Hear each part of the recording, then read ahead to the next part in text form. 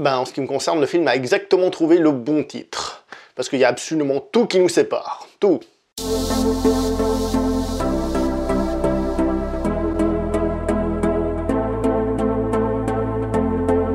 Bonjour à toi très cher spectateur et bienvenue pour cette nouvelle critique en post-projection. Il va être question aujourd'hui du film Tout nous sépare, réalisé par Thierry Khalifa, avec dans les rôles principaux Madame Catherine Deneuve, Diane Kruger, Nicolas Duvauchel, ainsi que Nekfeu, le rappeur, qui est ici dans son premier rôle et qui au générique apparaît sous son vrai nom, à savoir Ken Samaras. Quelle note je donne à ce film ? Eh bien, comme vous avez pu le voir en intro, c'est pas un film qui me convainc complètement. Il est pas totalement raté, mais je lui donne la note de 4 sur 10, parce que, en pesant le pour et le contre, non, finalement, non, je ne peux pas vous conseiller ce film. Parlons un petit peu des acteurs et des personnages. Donc Catherine Deneuve. Catherine Deneuve fait du Catherine Deneuve. Même si je ne suis pas ultra fan de cette actrice, je dois reconnaître que dans ce film, il lui arrive souvent d'être à côté de la plaque. Plusieurs fois, son interprétation sonne très faux et manque cruellement de naturel. En ce qui concerne Diane Kruger, il faut dire qu'elle interprète plutôt bien son personnage, mais le problème c'est que son personnage, moi, j'ai pas du tout aimé, je m'explique. Elle interprète une femme qui a des soucis de dépendance toxicomane et qui a aussi des petits soucis dans sa tête, pour résumer la chose simplement. Le souci, c'est qu'elle fait donc toujours la même tête du début à la fin du film, que son personnage n'évolue absolument pas du tout, que son personnage est même relativement très lourd, puisque justement on s'attarde beaucoup sur elle pour pas d'évolution. À la fin, il y a un petit quelque chose que je vais pas vous dire ce que c'est, qui devrait montrer le cheminement du personnage, je pense du moins, mais c'est tellement petit, c'est tellement rien, que tu dis quoi, c'est ça la conclusion du personnage? Franchement... Nicolas Duvauchel, lui, a un petit rôle dans ce film. Il est très loin d'avoir le premier rôle, et... il interprète plutôt bien son personnage, mais je dois avouer que son personnage me répugne.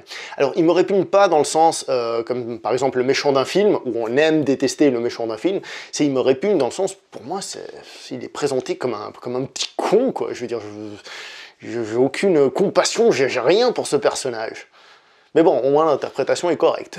Et nous avons le rappeur Nekfeu qui lui est un petit peu double face. Il est pas mauvais, mais il est pas excellent. Il y a certains moments où on se dit que c'est plutôt bien, et d'autres où on se rend compte que ça manque de quelque chose, c'est encore pas très bien. Bon, c'est son premier rôle, alors ne soyons pas trop méchants, moi je pense très sincèrement qu'il va s'améliorer, parce que pour un premier rôle, c'est pas mal, même si je suis méchant, c'est pas mal pour un premier rôle. Il n'est pas aidé par le fait que le scénario lui a donné un personnage que je trouve assez lisse. Pour faire simple, je trouve qu'il a un rôle trop important pour un premier rôle, enfin pour un premier rôle au cinéma. Pour moi, le poids de la tâche était trop lourd pour ses épaules, pour citer Star Wars. L'idée du film, que d'ailleurs je trouve être une idée intéressante, c'est de montrer en quoi une bourgeoise et une racaille se comprennent, s'apprécient, parce qu'en fait on se rend compte que leur monde, aussi opposé soit-il, ils ne sont finalement pas si différents que cela. Comme j'ai dit, l'idée est intéressante, il y a quelque chose, mais le problème c'est que c'est noyé dans une masse de choses peu intéressantes, et finalement il faut du temps pour que cette histoire arrive. Et en plus, la scène qui déclenche cela, elle est un peu tirée par les poils des fesses, hein, ça tombe un peu de nulle part comme ça pour faire tadam. Et ouais, du coup, bien que l'idée soit intéressante, je la trouve mal amenée.